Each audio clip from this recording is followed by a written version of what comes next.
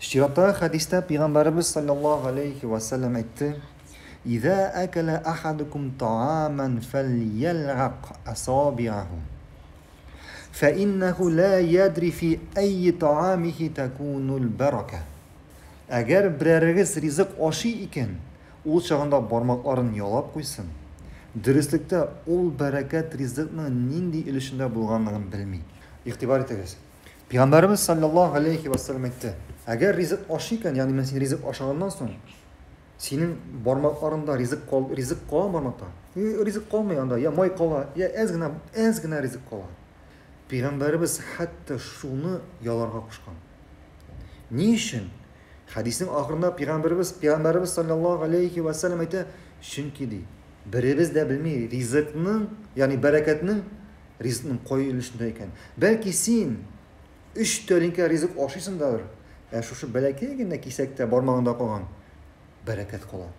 Hem sen şunu yalanmıyorsun demek rızıkның bereketini almışsın. Şöyle mi? Hemen de elbette kimdir aytırga mümkün. Men mesela rızıkны kol bilen aşamayım, kolak bilen aşamayım.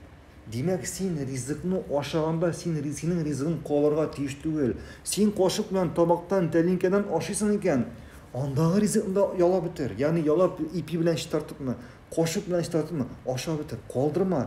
Belki senin şu soğutunun kırıyında bereket kalgandır. Bereket kalgandır. Biz mesela bugün tağ rızık aşap, yartısını kaldırıp, şu rızıkını çağırıp bırakırız. Anlar kişi aptırıyor. Aşayım diye, tamağım duymuyor diye. Yayında ku başı, yayında aşağından sonra yartı saatan tamam aşısı kile. Yayında teninde kış kuvvet yok. Selametliği yok. Rızıkның bereketi yok. Mene biz kupmu hadis okuduk sizinle bugün günlerde mene. Aşav edebi turunda. Aşav edebi yani sünnet boyunca nişik aşargan. Rızıkның bereketi bulsun için ne seçleri gerek? Biz sizinle okuduk. Birinciden, barlık kişi bir tabanga jiyarga tiyiş. Bir vakitte. Şundan sonra ayttık, rızıkны ortaga koyup bir savuttan aşarga dedik, ayımı? Şundan sonra ayttık, aşağında öz aldından aşarga. Rızıkны ortadan tugul kırıyından aşarga dedik. Çünkü bereket rızıkның koyuçuna atça, ortasına atça. Şulay yok ayttık, eğer de rızık kilip düşeyken, o rızıkны alıp, çıtartıp aşarga dedik. Kalgan rızıkını aşağı bitirge, hatta kolda kalayken hatta kolunu yalarga dedik. Barmaklarını yalarga dedik. Ayımı? Hem rızıkını kaldırga yaramayın dedik.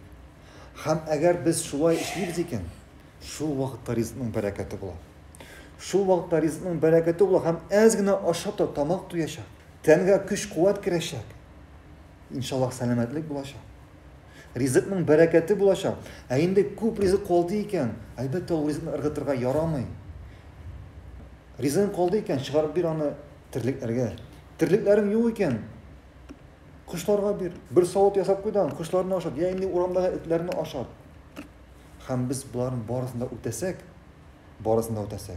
İnşallah şu vakitte biz birinciden Peygamberimiz sünnetini ötegen bulabız. Ecir savap aşatmız. Hem inşallah bizden şu vakitte rızığımızda bereket bulaşak.